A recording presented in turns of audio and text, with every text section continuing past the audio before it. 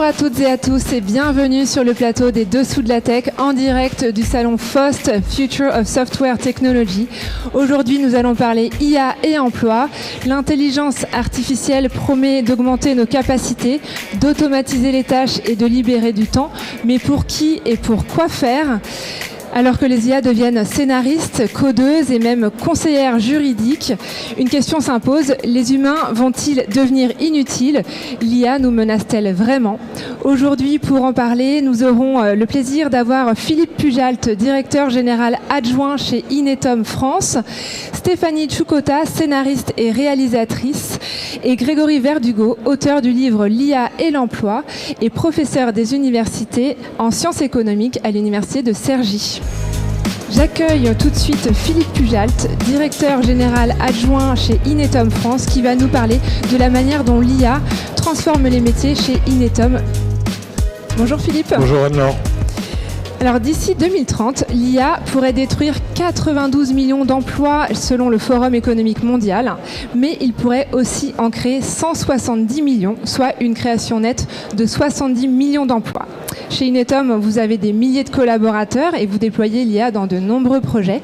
Alors l'IA peut-elle vraiment créer plus d'emplois qu'elle n'en détruit, Philippe ? Avant de vous répondre, alors si vous le permettez, je vous parle quelques instants d'Inetum. Avec plaisir. Une ESN, 28 000 personnes dans le monde, une vingtaine de pays, 8 000 personnes en France et 2 milliards d'euros, à peu près 2,5 milliards d'euros de chiffre d'affaires. Notre métier, c'est d'intégrer les grandes solutions du marché et c'est aussi d'aider nos clients, les entreprises, à adopter l'IA, transformer leur métier pour une meilleure productivité, une meilleure performance et en faire vraiment un outil de croissance pour elles. Pour répondre à votre question. Oui, pour répondre à ma question. Alors, nous, on est persuadés que oui, l'IA va créer plus de métiers, qu'elle va en faire perdre. D'ailleurs, nous, on ne parle pas de destruction d'emplois avec l'IA, on parle plutôt de tâches qui sont prises en charge par l'IA, oui. Ce qui est différent. Nous, on encourage d'abord nos collaborateurs à être tous avec l'IA à côté d'elles pour pouvoir augmenter leur propre performance. Donc on a lancé une démarche assez conséquente depuis déjà plusieurs années pour former l'ensemble des collaborateurs à l'adoption de l'IA et augmenter leur propre performance individuelle. Ça veut dire laisser de côté un certain nombre de tâches qui, selon nous, n'ont pas beaucoup de valeur ajoutée, en tout cas moins de valeur ajoutée puisque l'IA est capable de l'accomplir. Et par ailleurs, se focaliser sur davantage de création de valeur. L'IA ne peut pas encore tout faire pour répondre à votre question. Ça, c'est la première chose. Ensuite, l'IA va créer beaucoup de métiers parce que l'utilisation de l'IA, la création de valeur grâce à l'IA nécessite beaucoup de compétences. Et on parle beaucoup d'automatisation grâce à l'IA, et c'est vrai que c'est une des capacités que l'IA offre, mais c'est aussi un formidable espace de création. On peut finalement demander beaucoup de choses à l'IA, et les possibilités semblent infinies sur ce qu'on est capable de lui demander. Et ce que nous sommes capables de demander à l'IA aujourd'hui, ce que nous serons capables de demander à l'IA demain, nécessite des compétences, nécessite beaucoup de création, beaucoup d'inventivité. Et l'ensemble de ces métiers reste à construire, à développer pour les années qui viennent.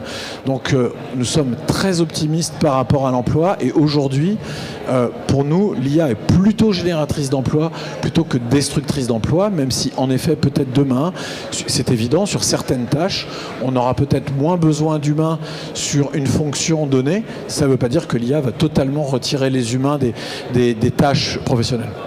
On aura moins de besoin d'humains en fait sur des tâches peut-être routinières, automatisées, et l'humain pourra se concentrer sur des tâches telles que la supervision, le jugement, le relationnel ou encore même peut-être l'éthique. Vous parlez d'IA comme un outil de productivité finalement, mais dans les faits, comment est-ce que vous voyez son impact réel sur les métiers ? En fait, tout d'abord, peut-être quelque chose qui est moins évident au premier abord, l'IA permet de la précision dans le métier. Oui. Je vais vous donner un exemple, un cas concret. Aujourd'hui, on analyse nos services juridiques, lorsqu'ils analysent des contrats ou des cahiers des charges qu'ils reçoivent, l'IA va faire un premier travail d'analyse, va émettre des alertes. Ça ne veut pas dire que l'IA va remplacer le juriste qui va faire le travail, mais l'intelligence artificielle va mettre le doigt sur un certain nombre de points de vigilance et va permettre au juriste finalement d'augmenter son niveau de vigilance et de d'être plus attentif, plus performant sur la réponse qu'il va apporter dans son travail au quotidien. Et finalement, des tâches que nous ne sommes pas capables de faire tous les jours. Moi, je parle de mon cas personnel. J'ai beaucoup de documentation à lire. Il y a certains documents que je vais prioriser par rapport à d'autres. L'IA va me faire une synthèse de certains documents que je ne lirai pas au premier abord. Et bien, ça me permet d'avoir des données que je n'aurais pas forcément si j'avais décidé de mettre de côté la lecture d'un certain nombre de documents. Et évidemment, au-delà de l'emploi, ça permet véritablement d'augmenter sa performance personnelle. C'est vrai dans notre métier pour les codeurs. Aujourd'hui, il y a tout un tas de routines qui sont codées par l'intelligence artificielle. Et lorsqu'on sait bien utiliser l'IA, la quantité de code qui va être produite par l'intelligence artificielle est conséquente. Oui. Et évidemment, les tests vont être également en partie exécutés par l'IA, ce qui va permettre de faire un volume de tests beaucoup plus important, beaucoup plus rapidement. Et le développeur, il peut se consacrer sur d'autres éléments, y compris la création de valeur dans son propre programme, quelles sont les améliorations qu'il peut apporter, comment il peut réfléchir davantage à la sécurisation de son code, l'évolutivité de son code, poser des questions de ce type également à l'intelligence artificielle, et donc augmenter le niveau de qualité et en même temps la vitesse de production de cette qualité. Et toujours sur les sujets de la productivité, on entend parler en ce moment du fait que le travail ne sera plus mesurable au temps passé sur une tâche, mais plutôt à la productivité réalisée. Comment est-ce que vous voyez les choses? Comment est-ce que ça va se passer en fait avec l'IA dans l'emploi dans les prochains mois, les prochaines années? Alors c'est assez simple en fait. Lorsqu'on a, je reste mon exemple de codeur, oui. Un codeur qui va développer sans IA, il va mettre quelques jours à développer une routine donnée, alors que le codeur qui va utiliser l'IA, il ne va pas forcément produire quelque chose de meilleure qualité au premier abord, mais d'abord il va aller beaucoup plus vite, et les éléments de test, les éléments de sécurisation, eux auront été produits quasiment en même temps, ce qui fait qu'au final il aura un produit mieux terminé et beaucoup plus rapidement. Ce qui signifie quoi? C'est qu'il y aura deux types de codeurs, ceux qui seront augmentés en termes de performance grâce à l'IA et ceux qui ne le seront pas. Ce qui démontre bien que la rapidité d'adoption, la nécessité d'adoption va permettre justement de maintenir l'emploi, va permettre au contraire de développer nos capacités, développer notre compétitivité globale, faire de la croissance. Et c'est exactement de cette façon-là que nous approchons l'IA au sein d'Inetum. Et peut-être que justement, on ne parlera plus de contrat de travail aux 35 heures, aux 39 heures, etc., mais plutôt à la productivité réalisée. Il faudra complètement repenser le modèle. Alors, après, par exemple, nous sommes prestataires de services pour certains de nos clients et aujourd'hui déjà, on va mesurer la nature des livraisons que nous devons à nos clients, non pas en matière de contrat de travail, bien évidemment, mais d'unités d'œuvre. Et ces unités d'œuvre, elles vont prendre en compte l'intégration, l'utilisation de l'IA dans la production de ces unités d'œuvre. Donc ça, c'est un élément concret de productivité et de compétitivité vis-à-vis de concurrents éventuels qui ne l'adopteraient pas. Après, est-ce que ça va transformer le fonctionnement du travail? Je ne sais pas, je ne crois pas en tout cas à court terme, même s'il est difficile de se projeter à des décennies, c'est un peu tôt. Mais aujourd'hui, on a une législation du travail qui est respectée et qui doit être respectée, utilisation de l'IA ou pas. Et alors comment l'IA peut devenir un levier de croissance sans aggraver les inégalités sur le marché du travail justement? Alors, je pense que tout est dans la vitesse de l'adoption. Je pense que on doit adopter, on doit former des ingénieurs qui sont capables de bien comprendre à la fois ce que l'IA offre aujourd'hui comme capacité, mais également ce qui va être offert demain. Et quand je dis demain, c'est presque vraiment demain. C'est-à-dire on est jeudi, ce sera peut-être vendredi, les choses seront différentes. Donc, plus vite nous allons intégrer l'IA, plus vite on va devenir des acteurs technologiques. Et là je parle notamment en France, en Europe, vis-à-vis peut-être d'acteurs technologiques internationaux qui vont peut-être un peu plus vite que nous, adopter à la fois leur propre technologie, développer nos technologies, généraliser cette adoption.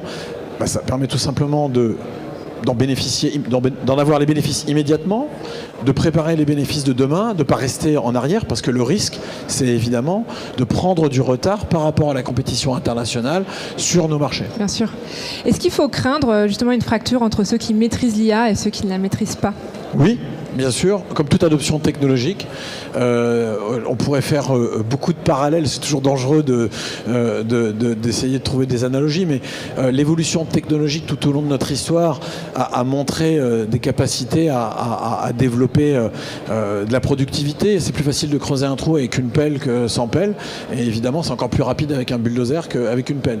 Donc toutes les personnes ceux qui seront résistants à l'intelligence artificielle prendront du retard dans leur métier, se mettront à risque.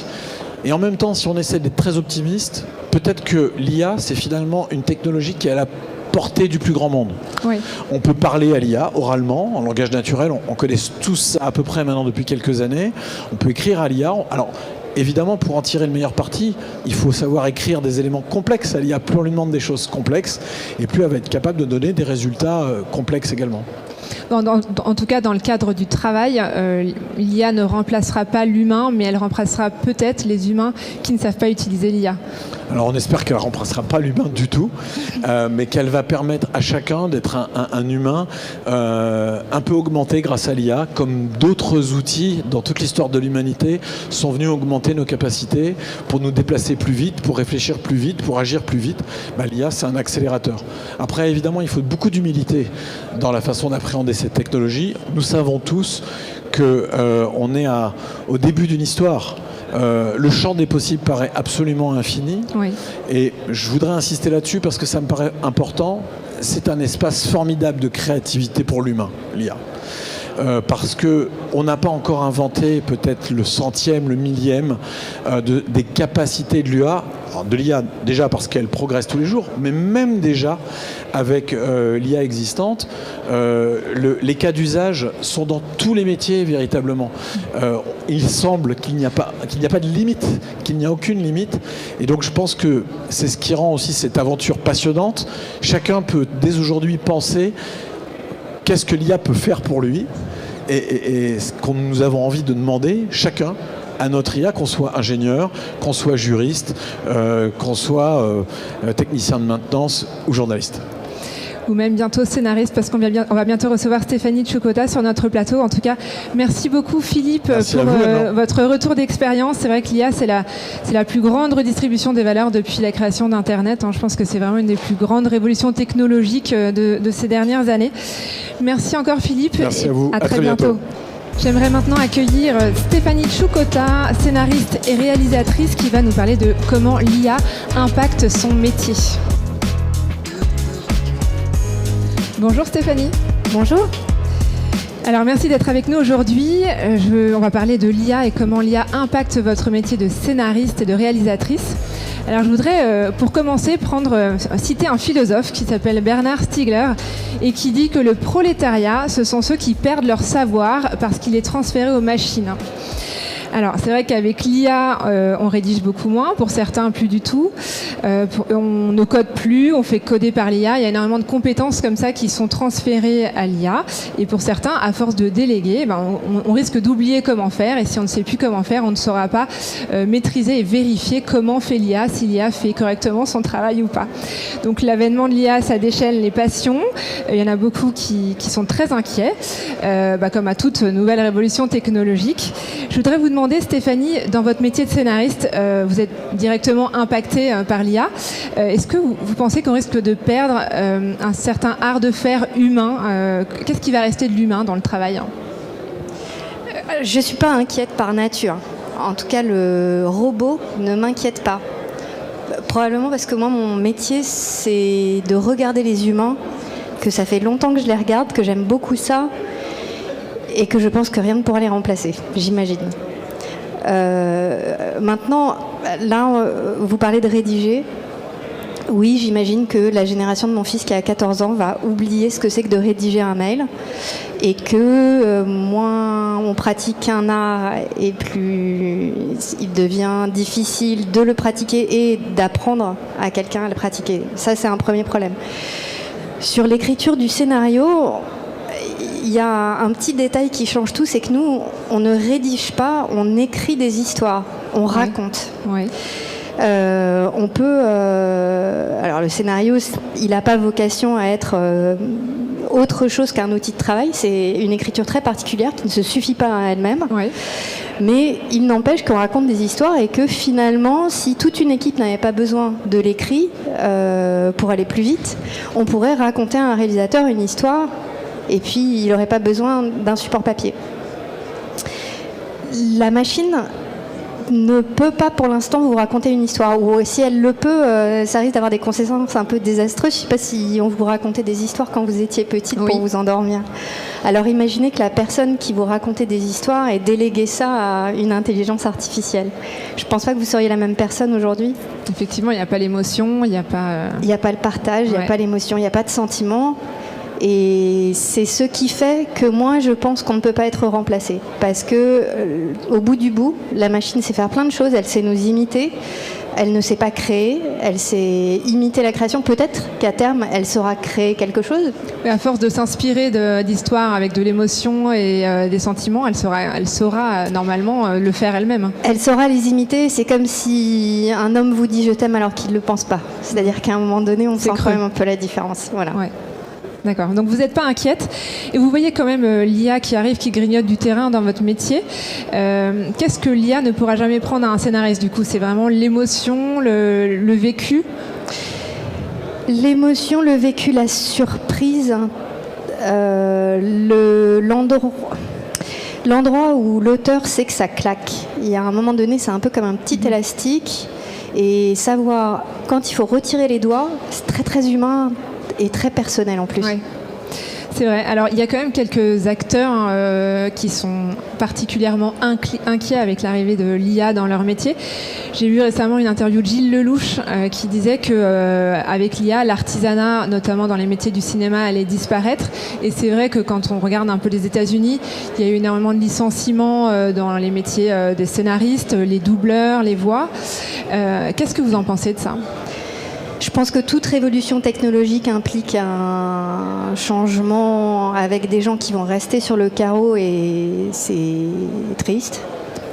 Je pense qu'on va inventer d'autres métiers, et je pense qu'à l'arrivée, le regard de Gilles Lelouch, quand il joue, aucune machine ne pourra l'imiter. Aucune IA ne pourra imiter un regard, et c'est dans les jeux vidéo où franchement parfois il y a des choses qui sont faites qui sont très très belles. Il reste que l'œil, il peut être très joliment dessiné. Quand il vit pas, il n'y a rien à faire. L'IA va remplacer les figurants, c'est ça ?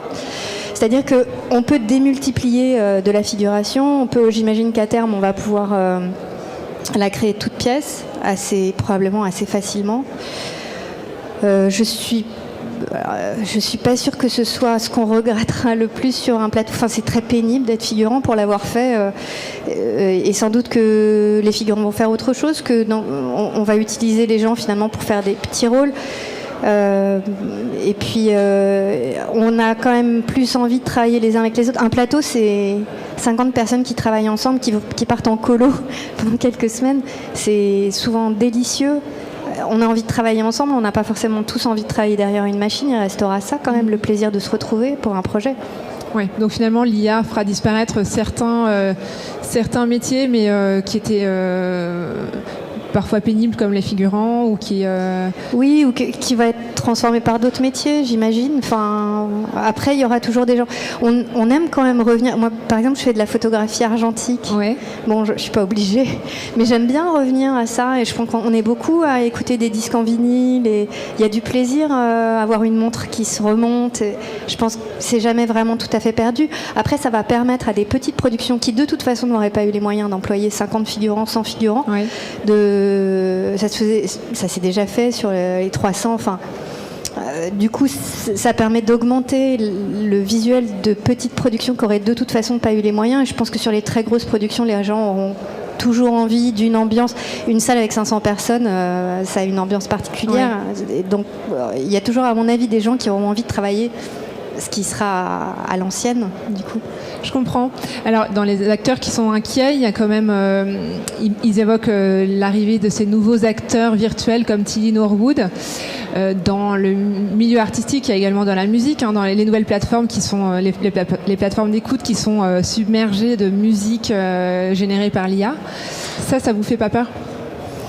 Non, ça me fait pas peur parce que je pense qu'on va assez vite se lasser du contenu généré par l'IA. Je vois sur les réseaux sociaux le nombre de petites vidéos qui sont faites pour frapper, pour attendrir, pour générer un sentiment assez fort, assez rapide. Ça y est, il y a déjà dans les commentaires des gens qui disent « encore de l'IA, j'en ai marre de voir ces vidéos ».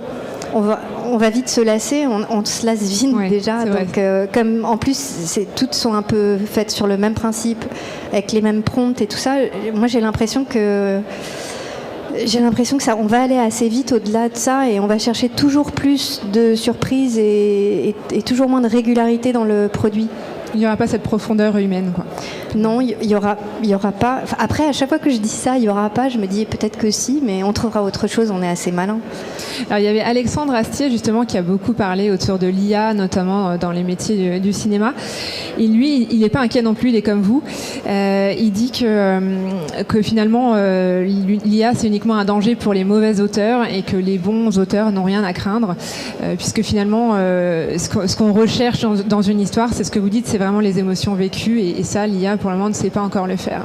Avec un peu de chance, ça permettra à des auteurs qui sont pas très bons de devenir meilleurs et tant mieux. C'est une façon de voir les choses. Finalement, ce qui angoisse le plus dans l'avènement de l'IA, c'est pas tellement le transfert d'expertise technologique, c'est la perte du relationnel, de l'émotion, du contact de l'humain. Merci beaucoup Stéphanie Tchokota pour votre témoignage et votre vision sur l'avènement de l'IA dans votre métier. J'invite maintenant sur le plateau Grégory Verdugo, professeur des universités en sciences économiques et auteur du livre L'IA et l'emploi à l'université de Paris-Cergy. Bonjour Grégory. Merci pour votre invitation. Alors, un des plus gros enjeux de l'IA et de l'emploi, c'est le sens qu'on va réussir à donner à nos métiers malgré l'assistance et le transfert des compétences à l'intelligence artificielle. On oublie souvent que le travail, ne sert pas qu'à gagner sa vie, c'est aussi un moyen de structurer nos journées, de structurer nos relations, notre estime de soi. Alors, on parlait tout à l'heure avec Philippe Pujalt de travailleurs augmentés grâce à l'IA. Est-ce que pour vous, il y a un risque de perte de sens tout de même dans nos métiers à force de transférer finalement toute la partie opérationnelle à une intelligence artificielle et qu'on n'ait plus que finalement la prise de décision? Est-ce que vous pensez qu'il y a un risque de perte de sens? C'est vrai qu'aujourd'hui, on s'aperçoit que c'est pas si facile finalement de mettre en place l'intelligence artificielle dans les entreprises. On pensait que ce coup-ci, ça serait différent parce que c'est une nouvelle technologie qui est déjà diffusée dans un réseau qui existe, le réseau Internet, parce qu'on peut leur parler avec le langage courant, on n'a pas à apprendre un outil informatique. On pensait qu'on aurait rapidement des gains de productivité, que ça serait relativement facile d'opérer avec l'intelligence artificielle. Or, aujourd'hui, les premiers résultats des investissements des entreprises sont relativement différents. C'est pas facile tout le temps d'intégrer l'intelligence artificielle dans certains métiers. Et il y a des articles scientifiques qui montrent formellement que si vous faites collaborer une équipe avec de l'intelligence artificielle, ça peut parfois dégrader la cohésion entre les membres de l'équipe. D'autres articles montrent que ça augmente pas forcément toujours la productivité parce que certains travailleurs, parfois les moins expérimentés, ils vont avoir tendance à faire trop confiance en l'intelligence artificielle et lorsque l'intelligence artificielle donne des solutions à des problèmes qui sont qu'imparfaitement similaires à ceux qu'elle a rencontrés auparavant, ils vont avoir tendance à se tromper, ça va dégrader les performances. Donc c'est pour tout ça qu'en fait, on a tendance à penser qu'il va y avoir une première phase où les investissements dans l'intelligence artificielle vont pas être forcément très très rentables. Il va y avoir beaucoup de dégâts, beaucoup de projets qui vont pas se matérialiser et que, comme pour les révolutions technologiques précédentes, on va vraiment voir les effets de diffusion d'ici une dizaine d'années, quinzaine d'années. Bon, alors c'est un pari, c'est sûr, mais c'est vrai que vous voyez aujourd'hui, on parle beaucoup plus du fait que l'IA serait une bulle, qu'il y aurait des valorisations qui seraient excessives. C'est parce qu'on commence à se rendre compte qu'il y a ce délai d'adoption qui fait que finalement la maturité de la technologie n'est pas la même que la maturité qu'on puisse avoir pour changer les organisations et s'adapter et à comprendre la meilleure manière de l'utiliser et pourquoi l'utiliser aussi. Alors justement, quel risque doit-on maîtriser pour ne pas laisser de côté trop de monde face à ce changement de paradigme dans les métiers? Il y a... En ce qui concerne la formation, je pense que c'est assez important, paradoxalement, comme on ne sait pas vraiment de quoi l'avenir sera fait, de rester principalement concentré sur les compétences les plus générales. C'est vrai que face à des révolutions technologiques qui vont potentiellement changer la nature des métiers, la composition des métiers, la transmission des connaissances de base, je pense qu'elle reste paradoxalement plus fondamentale. Et c'est ce qu'on a observé dans les années 70 lors de la révolution du numérique. On l'a également observé lors de l'électrification de la production au début du XXe siècle. Mais finalement, ceux qui s'en sortaient le plus, c'était ceux qui étaient les moins spécialisés et ceux qui avaient les niveaux de connaissances les plus générales. Et je pense qu'il y a un défi pour l'éducation, mais paradoxalement, la solution de ce défi de l'éducation, ça consisterait à renforcer ce qu'on sait faire, c'est-à-dire à apprendre finalement comment s'adapter le mieux possible. Donc vous conseillez à vos élèves de faire des formations, des études pas trop spécialisées, plutôt très généralistes. Par définition, comme je suis dans une université généraliste, c'est vrai, c'est ce qu'on essaie de faire. Je ne dis pas qu'il n'y a pas de valeur de se former dans des choses très précises. Je pense qu'il faut un socle, et à partir de ce socle, on peut spécialiser dans quelque chose, mais il faut que le socle soit suffisamment ouvert pour pouvoir justement se reconvertir lorsque ce sera le bon moment et lorsque ce sera utile.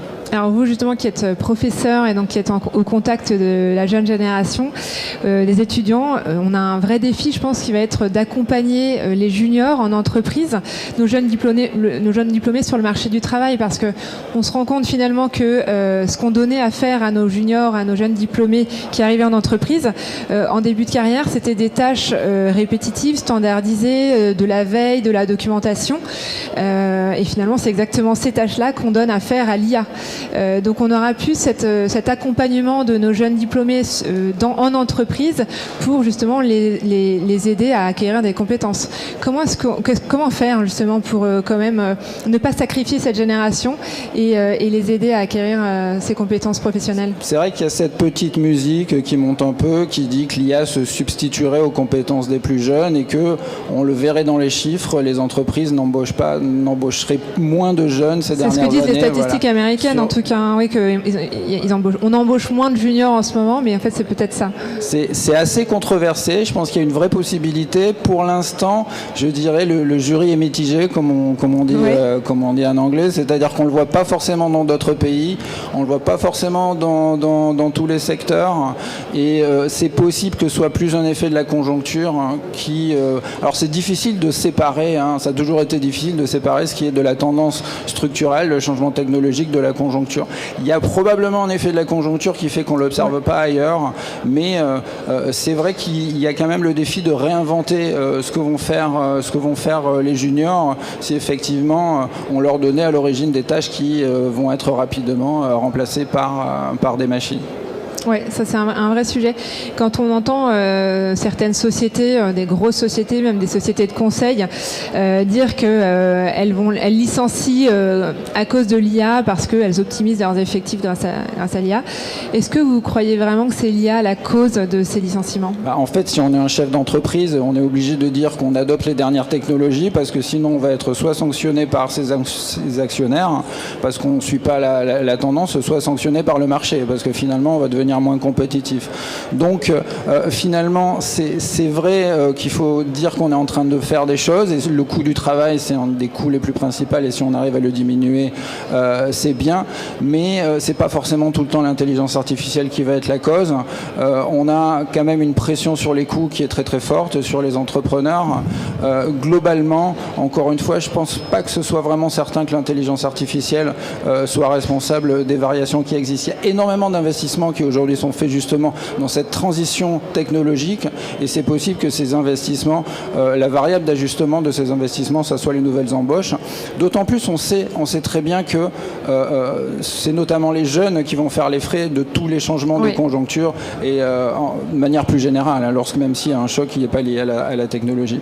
Donc je pense qu'il faut attendre un tout petit peu pour l'instant, mais c'est vrai que c'est potentiellement problématique si les jeunes se retrouvent avec un niveau d'expérience dégradé au bout de quelques années. Ça va avoir des effets sur certaines générations qui vont persister au cours du temps. On l'a vu lors de la crise entre 2008 et 2012.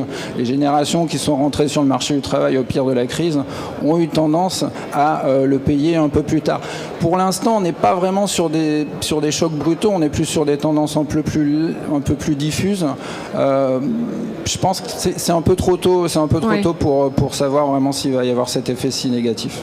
Après, une des lectures pour nos auditeurs qui peuvent potentiellement craindre l'arrivée de l'IA sur le marché de l'emploi, une des lectures qui va peut-être les rassurer, c'est que pendant 10 ans, on a eu des taux bas et les entreprises ont lancé des projets très importants qui ont nécessité une importante main-d'œuvre. Aujourd'hui, les taux d'intérêt ont remonté, les projets se sont ralentis et donc on a eu mécaniquement moins besoin d'embaucher ou même de diminuer le nombre de salariés. Donc l'argument de l'intelligence artificielle, finalement, c'est peut-être un paravent un peu commode pour masquer finalement un retournement économique qui n'a rien à voir avec l'IA, qui est plus conjoncturel. C'est toujours difficile les restructurations et c'est vrai que c'est peut-être plus facile de faire passer la pilule des restructurations en disant qu'on est soumis à des contraintes technologiques et pas forcément à des pressions de la concurrence ou à des obligations de se réorganiser. C'est vraiment dans les révolutions technologiques, effectivement, il y a tout le temps le travail qui va être remplacé par des machines, une sorte d'incertitude sur la meilleure manière de le faire et potentiellement beaucoup de restructurations qui se font aujourd'hui sous des prétextes technologiques se seraient peut-être produits sous d'autres conditions. Alors, un autre bénéfice de l'intelligence artificielle, c'est qu'elle va rendre visible la réelle valeur des tâches. Elle montre en fait ce qui était vraiment utile et ce qui ne l'était pas. Aujourd'hui, dans nos sociétés actuelles, on entend beaucoup de jargon corporate, on a beaucoup d'inertie bureaucratique, de complexité organisationnelle. Et donc finalement, l'IA va peut-être redonner du sens au travail qui compte vraiment.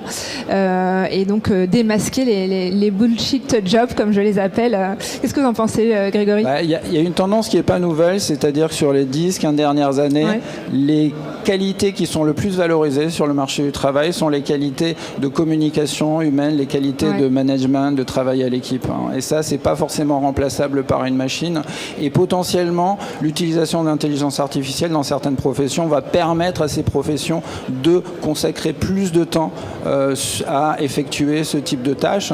Imaginez un médecin, par exemple, si on le débarrasse de nombreuses tâches administratives ou qu'on lui facilite la réalisation du diagnostic, il pourra passer plus de temps avec son patient pour lui expliquer le diagnostic, ou alors pas passer du temps avec son patient, mais par contre diminuer le coût de la consultation et diminuer le coût des frais médicaux. Pour un juriste, la même chose. Si on diminue le coût de rédaction des contrats, il pourra potentiellement plus passer de temps avec ses clients afin de savoir comment mieux définir ses besoins, mieux définir le contrat dont il a besoin. Donc ça serait un peu là que se situerait finalement la vraie valeur ajoutée de l'intelligence artificielle, c'est qu'elle nous permettrait de se spécialiser dans des tâches qui requièrent plus de pouvoir de persuasion, de coordination humaine, de travail en équipe, parce que, comme je le disais tout à l'heure, je pense que ça va être assez difficile qu'on soit managé par des machines de sitôt. Alors peut-être une dernière question pour vous, Grégory. On a beaucoup parlé d'IA et d'emploi, mais on a assez peu parlé des côtés négatifs de l'IA, c'est-à-dire le fait qu'elle nous contrôle, enfin qu'elle va avoir quand même beaucoup d'informations nous concernant, beaucoup de données, et donc qu'on va devenir de plus en plus dépendant et contraint par les IA. Et finalement, il y a quand même cette dichotomie entre, d'un côté, il faut être dans le coup et absolument savoir maîtriser ces IA si on veut être un humain augmenté, et de l'autre, comment est-ce qu'on se protège face à l'IA ? C'est vrai qu'il y a la question de l'utilisation de l'intelligence artificielle pour la surveillance. On est dans un pays où on n'utilise pas l'intelligence artificielle pour arrêter les criminels, ou même pour réprimer certaines manifestations politiques, tant mieux.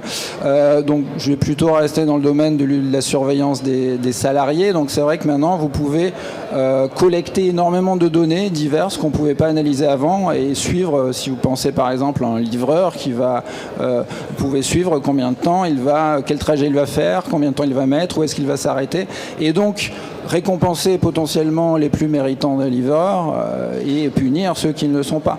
Pareil pour quelqu'un qui travaille avec un ordinateur. Vous pouvez suivre chaque lettre qu'il va taper sur sa souris, éventuellement chaque mot qu'il prononce lorsqu'il est dans un call. Le bon côté d'avoir plus d'informations sur ce que font les salariés, c'est que ça limite, dans quelque sorte, ça a des chances de limiter l'arbitraire. Donc vous pouvez récompenser les gens pour vraiment ce qu'ils sont en train de faire, pour leur vraie production productivité et leur vraie contribution à la tâche. Là, le problème, c'est que c'est vrai que si on va trop loin dans la surveillance, on peut avoir des risques de sabotage, hein, ça c'est déjà vu. On peut avoir les risques que les salariés ils concentrent tous leurs efforts sur les tâches qui sont surveillées et délaissent d'autres types de tâches qui ne sont pas surveillées. Ouais. Et là, ça peut avoir des effets pervers. Donc je pense qu'il faut faire attention à l'utilisation de ce type d'outils qui collecte beaucoup d'informations sur nous, en sait beaucoup sur nous et peut être utilisé dans certaines fois pour nous traquer de manière excessive. Peut-être choisir des IA souveraines, justement. Ça peut être assez important parce que c'est vrai que la question de la propriété des données, surtout si vous avez énormément d'informations nominatives sur les performances de vos salariés, la question de où les données sont stockées, à qui elles peuvent être transmises en cas de problème ou en cas de crise est absolument majeure. Oui. Ouais. Pour finir, est-ce que vous voulez nous parler rapidement de votre livre, l'IA et l'emploi, que vous avez sorti ? Merci beaucoup. Oui, il est sorti il y a un mois. Donc le but, c'est d'offrir un panorama de la littérature scientifique, oui. de tout ce qu'on peut dire sans vouloir trop extrapoler pour comprendre cette révolution, principalement dans ses aspects sur le marché du travail, comment ça va affecter potentiellement les salaires, comment ça peut affecter les relations et les organisations des entreprises. Et également, l'ouvrage discute des questions de concurrence. Hein. Est-ce que la concurrence va être maintenue ou est-ce qu'il va y avoir quelques acteurs dominants ? Ce qui est important pour savoir les conséquences de l'intelligence artificielle à plus long terme. Merci beaucoup Grégory Verdugo. Merci à mes trois invités pour ces échanges passionnants. Ma conclusion, c'est que l'IA ne signe pas la fin du travail, elle signe la fin d'un certain travail. Elle va supprimer des fonctions standardisées, mais augmenter toutes celles qui reposent sur le jugement, la créativité, le relationnel et amplifier ceux qui la maîtrisent. L'humain ne sera pas remplacé par l'IA, l'humain sera remplacé peut-être par un autre humain qui utilise l'IA. Le véritable enjeu, finalement, ce n'est pas l'emploi, mais la transition. Comment aider chacun à monter dans ce train plutôt que de le regarder passer. Et s'il y a met fin à certains bullshit jobs, eh bien, peut-être qu'elle contribuera à remettre de la valeur, de la compétence et du sens au centre de nos organisations. C'est la fin de cette émission Les Dessous de la Tech. Je vous remercie de nous avoir écoutés. J'espère que cette émission vous a plu. Retrouvez-nous sur la page YouTube d'IT for Business. À très vite dans Les Dessous de la Tech.